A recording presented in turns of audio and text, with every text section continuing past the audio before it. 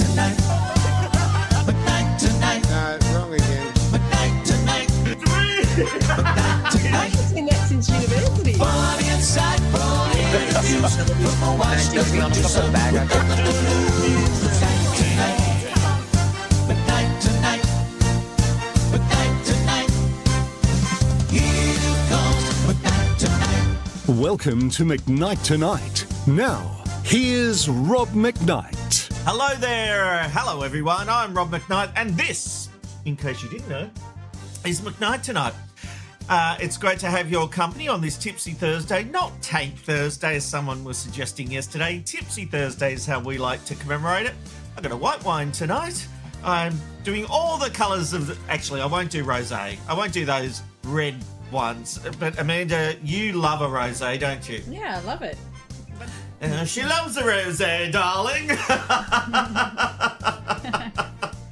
But you know me, I'd rather have my champers. But anyway, I'm a man.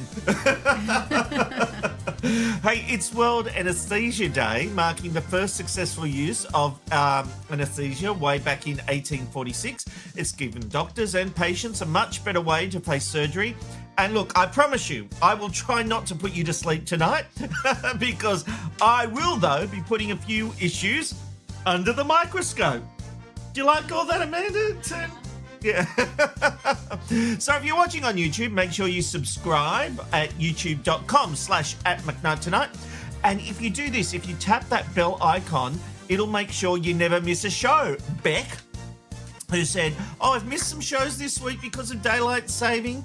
Well, you know what? Hit that bell and you'll get a notification. So when you subscribe, hit the bell and you will be in heaven. All right, it's a big show tonight, a lot coming up. Let me tell you about it. Police officers injured in the line of duty have been blocked from suing the state. This is an outrage we'll talk about. Netflix has been accused of rewriting history, a controversial prison ban in the Northern Territory, and a political blame game over Queensland's crime stats. All that and plenty more, including our random live shot of the day. And I reckon we'll be able to fit in a back-end quickie. And don't forget, tonight's game, every time I laugh at one of my own jokes, you take a swig. All right. On that note, I'm half tempted right now. But anyway, let's get into our hot topics. Now, imagine risking your life for the community, being injured on the job, and then being told you can't sue for the damage done. Well, that's exactly what's happening to Victorian police officers right now who have been injured in the line of duty, but they are now being blocked from taking legal action against the state. According to the Herald Sun, a Supreme Court ruling has effectively declared that the Victorian government owes no duty of care to officers hurt while doing their job. That means no compensation claim, no matter how severe the injury or trauma. Now, the issue has come to light after the argument has been upheld in a number of recent decisions in the county court. It is a shocking loophole that police unions say must be closed and quickly. And they're calling on Premier Jacinta Allen to step in and change the law that has become a barrier to claims by psychologically injured officers. You know what? We have a situation where a loophole exists that gets the government out of having to pay. The worst thing is that it is being used. Some half-cocked lawyer has gone looking through and said, oh, hang on, look at this. We don't have a duty of care. And it's to do with them being officers and not employees. So they found this loophole. And then they're saying, no, we're not. We're going to use that. We're going to beat these compo claims. It is outrageous that it should come to this and that the government has to be forced to change the legislation. Those police officers who got killed, when they raided that property and the other officers saw it all happen, they have psychological trauma. Too bad. And yet we sit here as a nation outpouring our love to them and having this major problem with this manhunt that still hasn't been resolved. And yet we now turn around and say, you don't get any compo. You don't get any help. I think it's an embarrassment for the Victorian government to have a situation where police officers with, I'm assuming, valid claims, because from everything I've read, it's not the validity of their claims that has lost them these cases. It is this loophole of being an officer and not an employee. I just don't think, can anyone have an argument with this? I think surely as human beings, we'd all have to agree with this, except the arsehole lawyer who came up with it, not only found it, but used it. Shame on you. I know you've got a job to do, but this is outrageous and it's beyond humanity. Here comes McKnight tonight. Okay, let me know your thoughts at youtube.com/@McKnight tonight. It really is the best place to leave your comments. You can do it on Facebook as well. We can suck those up. But if you're commenting on X or LinkedIn, our system doesn't grab those. So if you want your comment heard, go to YouTube. It's the best place. And we've got a great community there.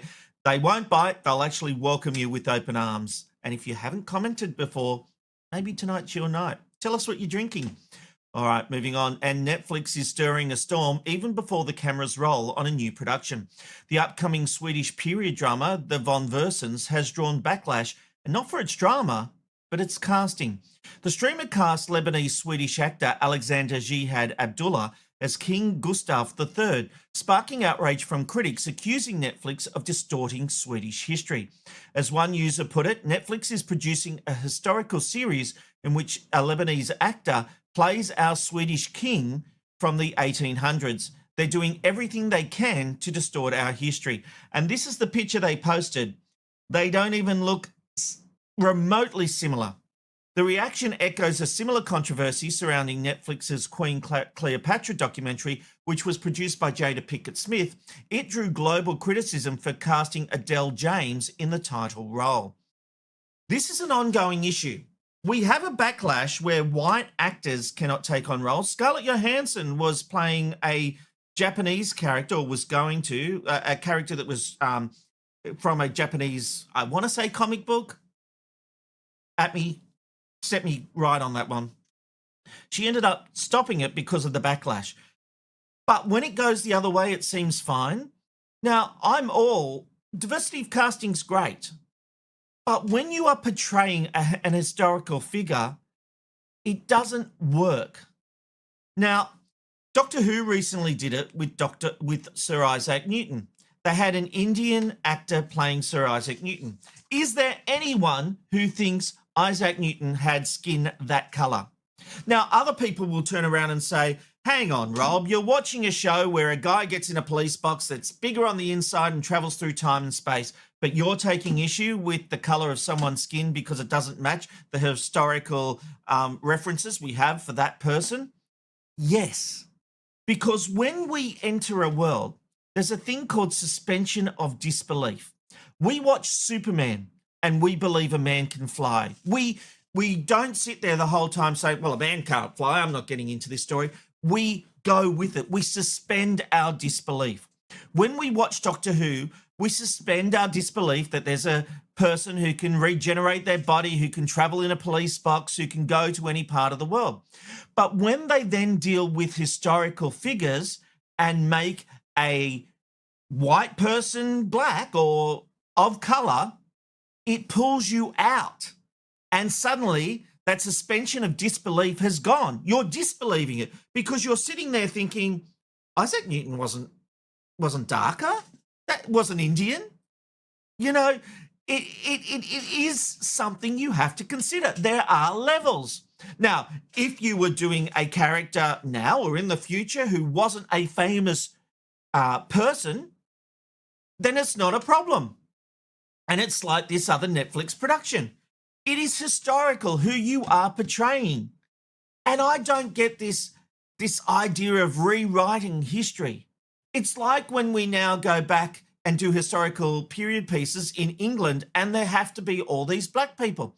The fact is there weren't. There weren't. It's not a criticism of black people. It's not me saying, girl, black people shouldn't be in television or movies. It's not reflective of the time.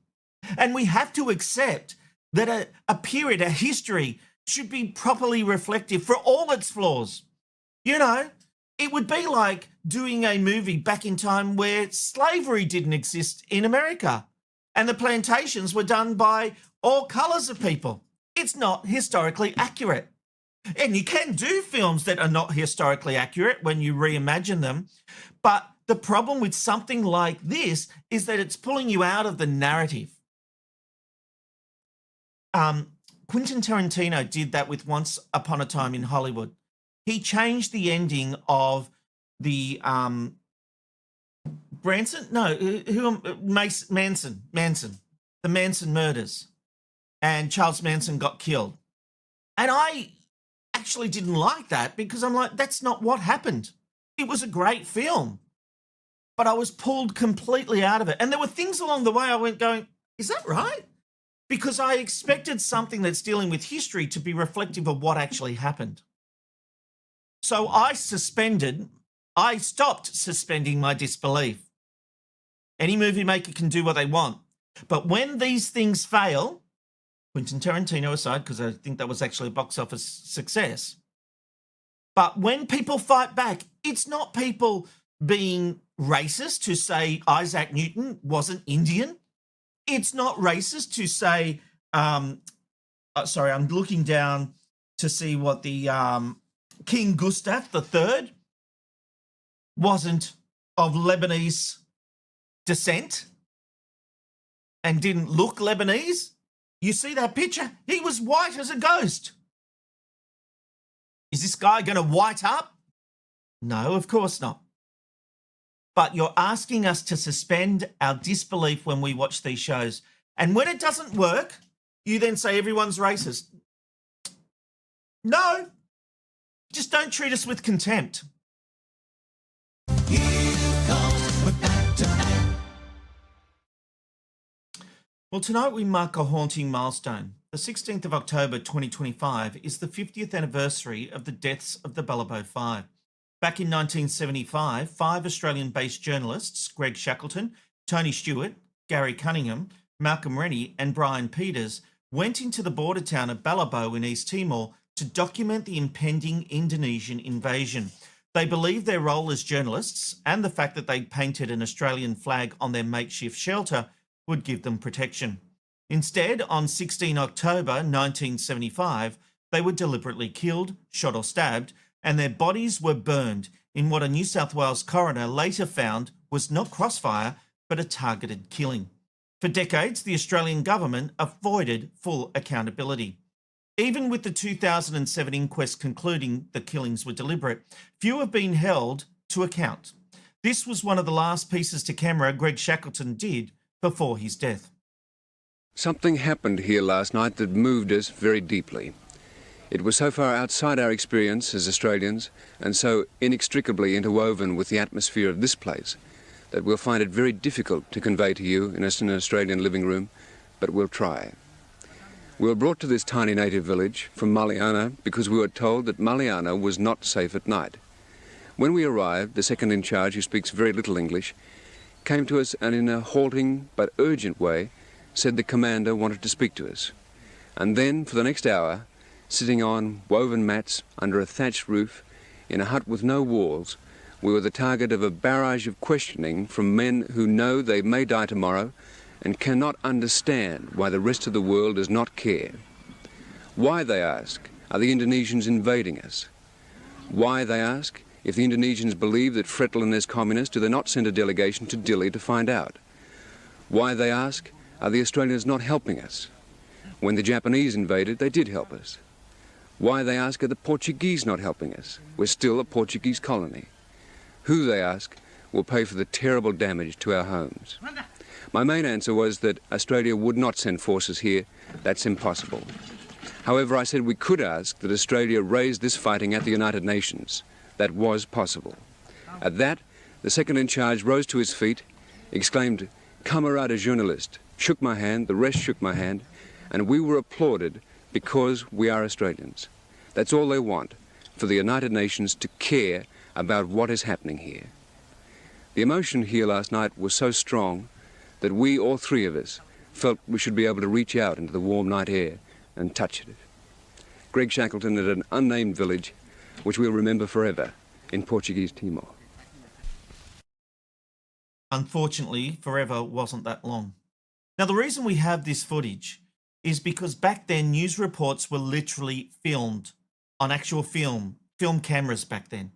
The canisters containing those films would be sent back to Australia for use in the nightly news, and that would be weeks later. It's not like now when we have satellite technology and we can go live anywhere.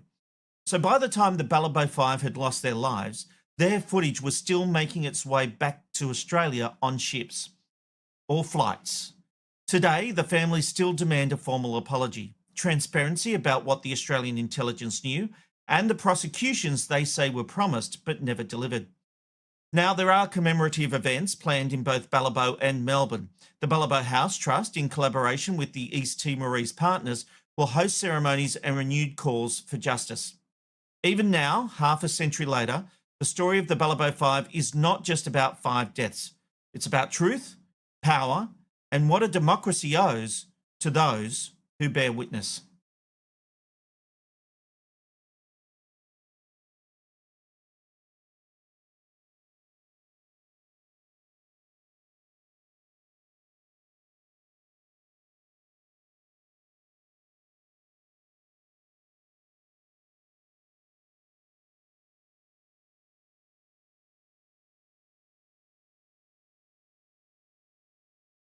Here's to those reporters, and hopefully one day they'll get justice.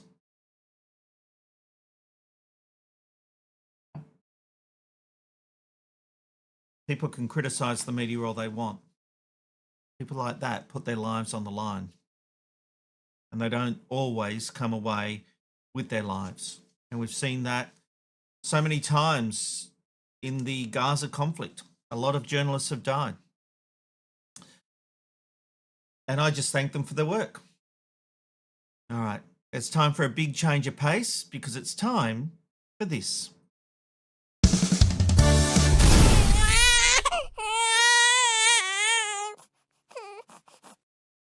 And look, the day has finally arrived. Yes, Virgin Australia had their first pet-friendly flight today.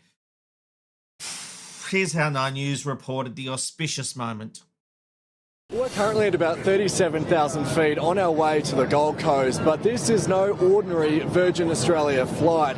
In fact, VA 733 has 3 furry friends on board. Today, the airline commencing pets in cabin flights between Melbourne and the Gold Coast and Melbourne and the Sunshine Coast. The rules are pretty simple. They just need to be in a pet carrier the entire flight, under the seat in front of you, and be no heavier than 8 kilos. And Virgin is expecting this to be a game changer. 50% of our bookings now for pets on board are over that holiday period, which does indicate that people really do want to go on holidays with their pets. A dog that is trained properly, a dog or cat that is trained to chill out in their carrier will be fine for a few hours. Now, all the animals were pretty well behaved with only a few barks at the start. In fact, Virgin is expecting most passengers won't even notice there are dogs or cats on board, and you'll know in advance if there are any pooches on your flight when you book your seat.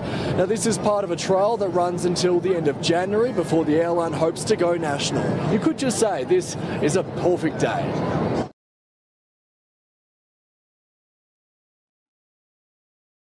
A perfect day. Bloody hell. I mean, I don't know if my rant is about the pets or bloody puns in news reports. I've talked about it before. Bloody politic reporters, they always like to do a pun. You know, I was watching the first part of it and I went, okay, this is all right. They're in their little bags. They're under the seat. Okay. And then I heard the yapping. And I was like, oh, Jesus. And then, of course, what happens if they pee or poo? Stench, stench, stench. It's bad enough when the air stewards walk through and do what they call crop dusting, where they fart when they're going down the aisle. So you gotta laugh at it, Jasmine. Yeah. What was that, Amanda? I said, Jasmine, always a fart joke.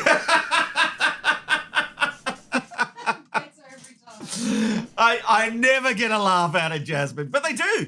Air stewards talk about it. They'll walk down the aisle and they'll crop dust just to, I don't know, just make us all suffer. And if that's not bad enough, then you're going to have some dog pooping and weeing and barking and, oh, jeez. No, I was almost on board when I first saw it, but I'm not on board. And they say, well, you'll know when you book your flight. You could book your flight. No one's booked a plane. What happens if they book afterwards? I just don't like it. Put the pets in the bloody cargo. There's people, then there's animals. They are not people. You know, you can put them in your handbags all you like. You can dress them up all you like, Jasmine. You can give them every present under the sun, but they're still dogs. They're still dogs. Roll the sting.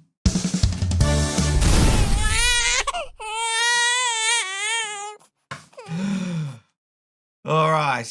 There's still plenty ahead in tonight's edition of McKnight Tonight. I've got some more topics for you. Yeah, it's a night of hot topics. And no, Travis, it's not because someone pulled out. I decided not to book anyone. Yeah, because that's what I do sometimes. So more hot topics, and I'll get to your feedback in just a moment. But first, let's travel around this fine globe and find out where our random live shot of the day is. It's the random live shot of the day. Where are you going today? You'll never know where you'll end up with the random live shot of the day.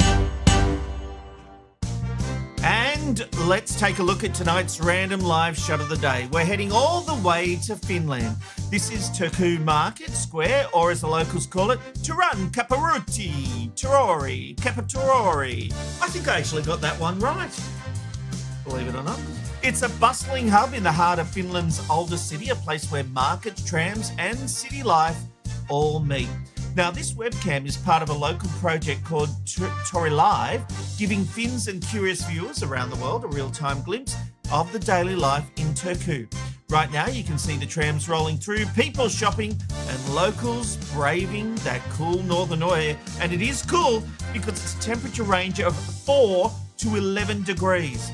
I've got to say, though, there is something always peaceful about watching another corner of the world just go about its day. I've said it before and I'll say it again.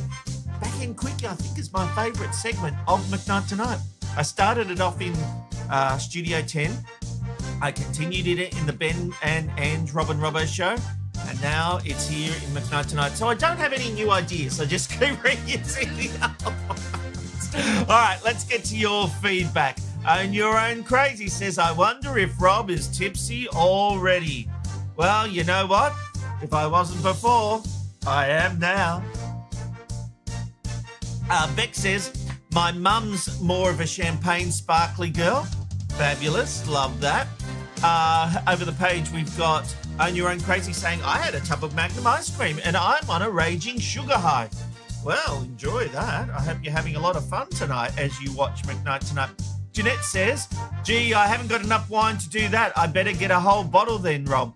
I think Jeanette's referring to when I said have a shot every time I laugh at my own joke, Amanda. So, yeah, you might need 2 bottles. We've got some more wine here. Oh, I've still got a bottle of red down here. From last week. No, that's from last night. How much is left in it? There's still a bit. I'm doing all right. Anyway, nice to know I've got something for tonight. Oh, okay, we'll do some more feedback. Hurry up. See how Amanda just pushes me along? Beck says, okay, on a serious note, the police not getting compensation. My question is, if they were security guards, what would happen then? Because to me, a lot wise, they have the same job. Yes, they do. And I would imagine those security guards are protected, so it is weird that our law enforcement isn't. Mikey Spiky 79, also known as Mikey T, says, if any police members are entitled to compensation for pain and suffering, why aren't they being compensated in the first place? Why should it ever get to the point of having to sue? Yes, very good point. Very good point. Justine says to us, the government will not take responsibility for putting the money where it belongs and supporting who they need to. Using a loophole to say they aren't employees is ridiculous. There is still a duty of care and human decency. She said Durban, but I think she means human decency. The New South Wales government used the excuse they aren't our employees to not fund things as well. They showed that with the Start Strong Pay Fair campaign, while also funding wage increases for health workers who are not employees, they use excuses to back their shitty decisions. Yes, Justine, couldn't agree more. Over the page we go. And we've got this one from Radio Notes. Now, talking about people of different ethnicities playing characters, Scarlett did ghost in Shell in 2017 Japanese manga story. I thought she pulled out of that. So there you go. That my recollection was that she pulled out. And yes, Erin2000 also says Scarlett Johansson played a robot in Ghost in the Shell, which is based on Japanese anime. Yeah, but being based on Japanese anime isn't based on a historical figure. So I'd argue that's not the same. That's what I'd argue. Nicole says, okay, let's redo Roots and cast all slaves as white people. That's exactly my point. You couldn't do it the other way, and you shouldn't do it the other way. And it would be like casting the slave owners with ethnic people. No, slave owners were white. I don't know what's wrong with depicting history as it was. Own Your Crazy says, the aim is to cast actors who are believable. Appearances aren't everything, but it counts. All the skill in the world won't make the performance believable if the actor fails to look the part. Yes, some clever thinking there from Jason. All right, over the page we go. Jimmy says, a bustling hub of Finland with lots of buses there. No pun intended, eh? Oh, no, Jimmy, there was no pun intended. No, there wasn't a pun intended. I'm not the bloody 9 News where things are perfect. Anyway, Clint says, what a shame the Ballabo 5 isn't regularly in the Australian media like the Bali 9, Bali bombings and Boxing Day tsunami.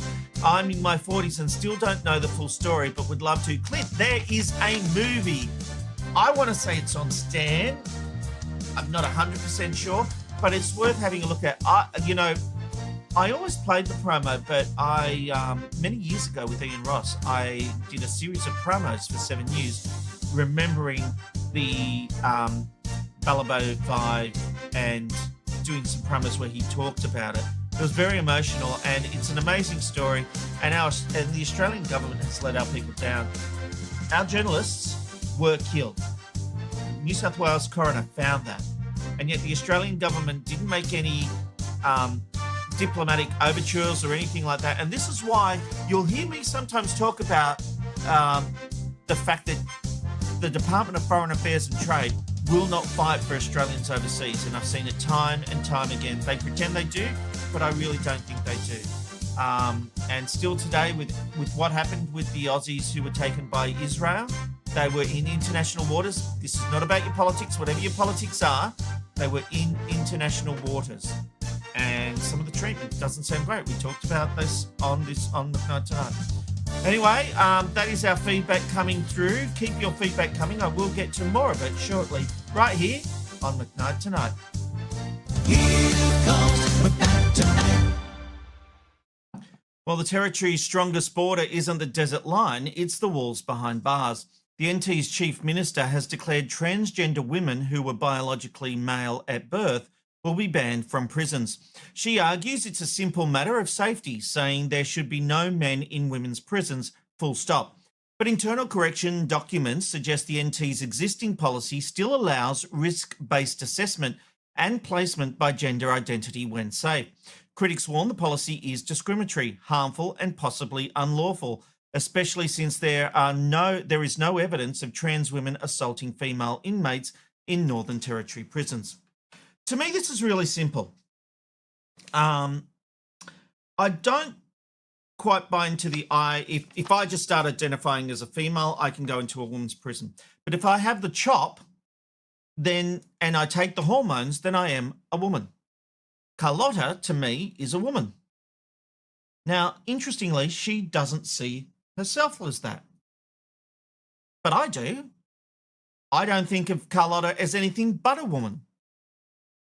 And if you are transgender and you have removed your penis and you've taken the hormones, then sure, go in the female prison. But if you still have the penis, then you are biologically male. And I don't care how you identify. As far as I'm concerned, no woman should have to watch a transgender person who has a penis changing. To me, that's the simple thing. Identify how you want or you like. But if you've still got the biology, then you do not pass go, do not collect $200. And I understand it's a difficult time. I'm not anti-transgender. I'm not having a go at anyone.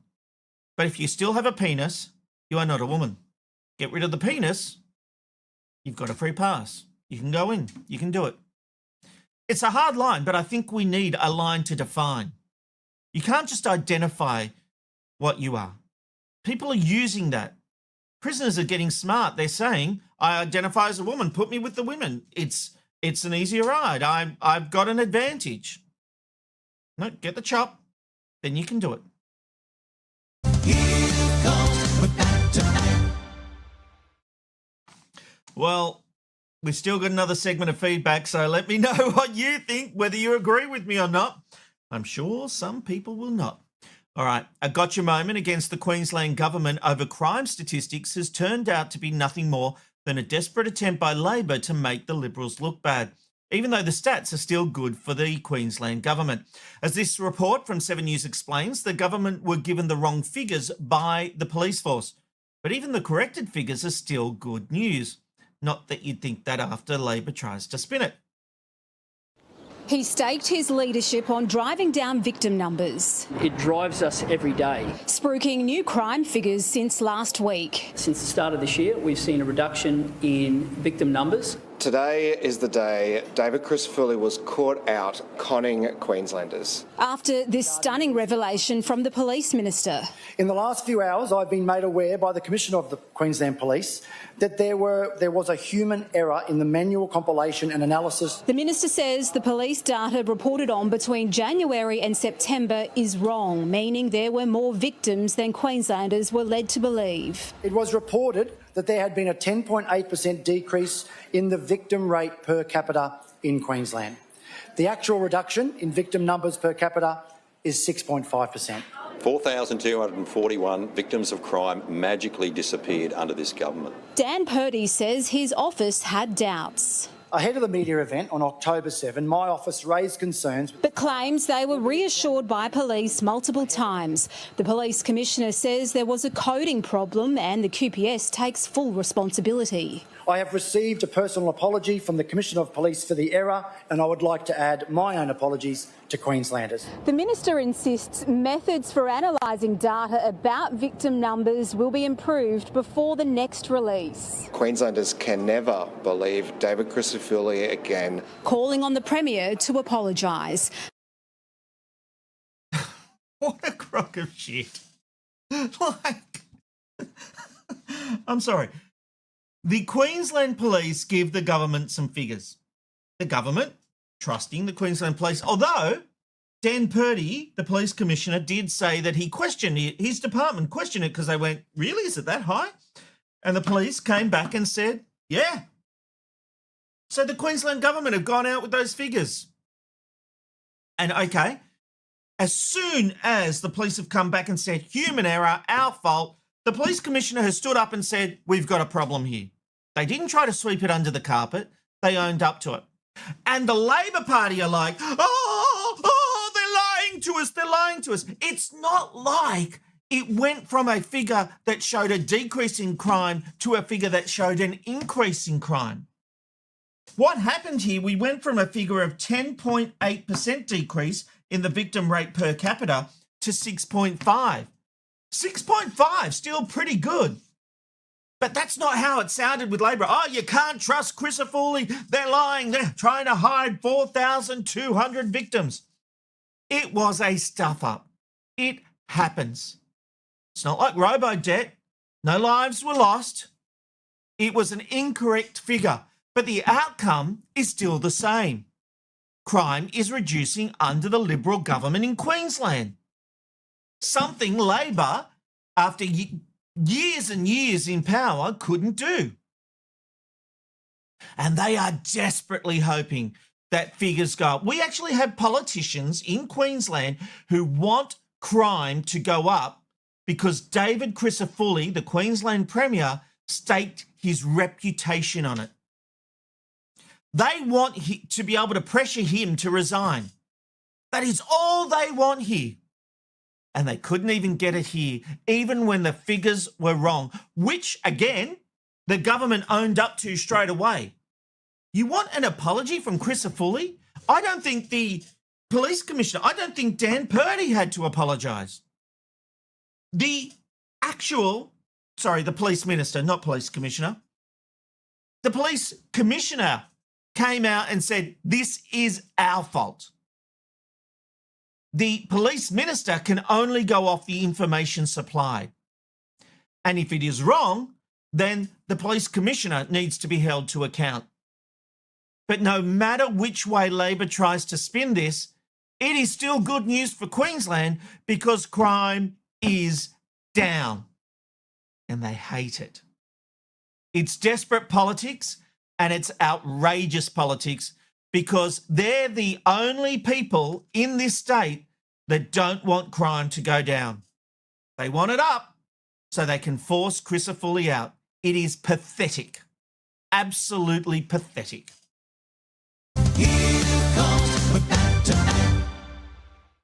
Okay, Amanda has just sent through a link to my computer. There's a story she wants me to see. Okay, here it is.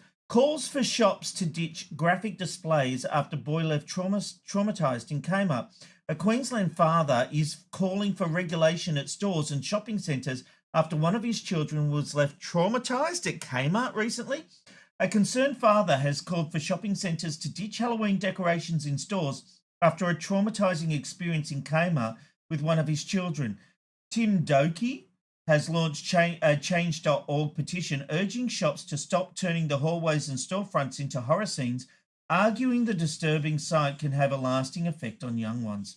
Instead, he wants retail spaces to create dedicated sections where families can choose if they want to encounter them. One of our boys knows it's Halloween season and doesn't want to go to the shops, he said. He'll close his eyes when we're going past the checkout in Kmart because he wants to sleep well at night. The shops aren't a safe place for him. He said that many of Halloween decorations such as cobwebs and spiders aren't the issue. Much of it depicts violence, horror and supernatural themes that would earn an MA 15+ rating in a film, he said. Children cannot avoid these images and parents lose the ability to control what their kids are exposed to. I was going to go hard when I first started reading this against this guy. Here's the thing. Amanda knows the kind of issues that get me fired up. I'll give her that. Yes, maybe these scenes in an MA film would be classified MA 15+, but it's not a film. They're not coming at you. Ooh. That's a bit weird. But the props and crap like that. I mean, no, I'm sorry, I'm not with you. Tell your kid to grow a pair. You know, I was freaked. We all get freaked out by something. When I was 8, I think, or 10, I watched V. I used to have nightmares about their faces coming off. Remember that show where aliens came and they were lizards underneath and their face would be pulled off? I was probably too young to watch it, but I did. Sorry, just walking into Kmart and seeing a few Halloween decorations. Get a life. Like, seriously. Oh, no, not my little Jimmy. He'll have the nightmares. I'll have to get the vapors. Oh, no. Jesus Christ, people give me the shits. Hey, let's forget all that. Turn the lights down low. Or maybe that's too low. It's time. Hello, lovers. It's Sorry, can you say that with the mic on? I said, oh, God. Anytime I come up to Amanda and say, hello, lover. No, you don't. I don't get the chance. No. It's time, I think you know where I'm going. It's time for a back-end quickie. Now, do you remember the Curiosity Show? I'm sure you do. It was that science show on the afternoons on Channel 9 that ran from 1972 to 1990, and it was hosted by Rob Morrison and Dean Hutton. But what we saw at home wasn't always the truth. Despite their experiments always going smoothly on air, things weren't so perfect behind the scenes. Take a look. A pin bouncing off a balloon, you say? Couldn't happen. Well, it can happen if the pin comes at a very shallow angle towards the surface of the balloon. Let's have a look at this. I'll push with a reasonable force, and you can hear what's happening. It's not penetrating, it's actually bouncing off the surface. What happens, though, if the pin comes directly down from above with the same force?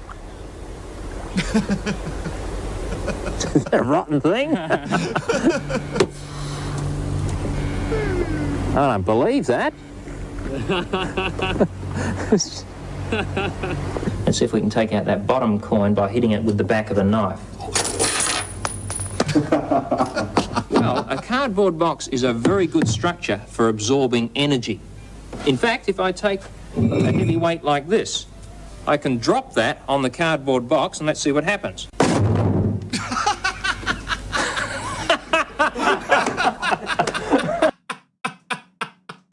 I love it. I don't know why it appeals to me. I love outtakes, so well, I'm feeling some of the back-end quickies at the moment with outtakes. I hope you enjoy it. All right, let's find out if you enjoy it. Let's go to the feedback. And we've got this one from Own Your Own Crazy. Just as long as Rob doesn't find a way to access the cameras on the devices we're watching through, I am happy to see any place randomly. Let's just see. Maybe I can call up your camera. No, I can't, but it'd be fun, wouldn't it? Beck says, what annoys me about this debate is that it is very rare for who is a trans to hurt someone. It is more common for a non-trans person to hurt a trans person. Sadly, yes, I agree with that. I agree with you, Beck. But I still say, if you've got a penis, you're not a woman, go through the procedure. And look, it's easier when it comes to men because you can say lose the penis. But I've known women who have transgendered into men, and while obviously the penis is an issue, everything else about them is a man, and to me they are a man, and I think you have to go through those. It's not just about identifying, it's about going through the process. Erin says, I identify as not guilty. I like that. Over the page we go. Clint says, no men in female prisons, no problem. No male guards in female prisons then. What if a female wants to transition into a man? Are they then transferred to a male prison? Let's be more educated with transgender issues and let's make sure they are part of an inclusive country. Clint, I've got no problem. And I promise you, I have transgender people in my life. And I'm not just talking about Carlotta, who is a dear friend of mine. I'm talking about other people in my life. But I do say that if you haven't gone through the transition, then you haven't transitioned.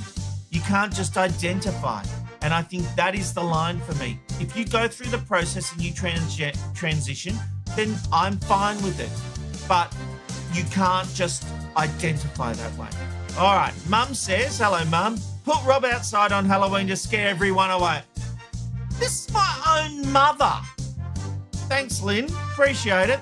Mikey Spikey 79 says, seems like the issue is parents unknowingly bringing children into environments that they know they aren't comfortable with. This is on the parents. Parent better. Yes, your kids too scared of bloody Halloween. Maybe you're the problem. Toughen them up. Life's hard. Get them ready for it. No, you don't agree with me, Amanda. That's all right. No, I see you shaking your head. Okay. Radio Nerds Podcast says, slugs in Doctor Who still give me the creeps. Is that the Green Death you're talking about? Back in the day, the Green Death, or is that another one you're talking about? I think it's the Green Death. John Pertwee story from the 70s. All right. Guess what? That brings us to the end of McKnight tonight. I hope you've had a great tipsy Thursday. I've enjoyed your company, and I'll have to finish this off. Maybe we'll have another post-show drink, Amanda.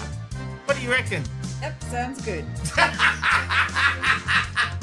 She's had a rosé tonight and she's ready for bed, I think. She's like, yeah, sounds good. What do you want me to say on the show? All right, we will be back on Monday at 9 p.m. We're here every Monday, Wednesday and Thursday at 9 p.m. Australian Eastern Daylight Time. That's 8 p.m. in Queensland, 8:30 in South Australia and 6 p.m. in WA.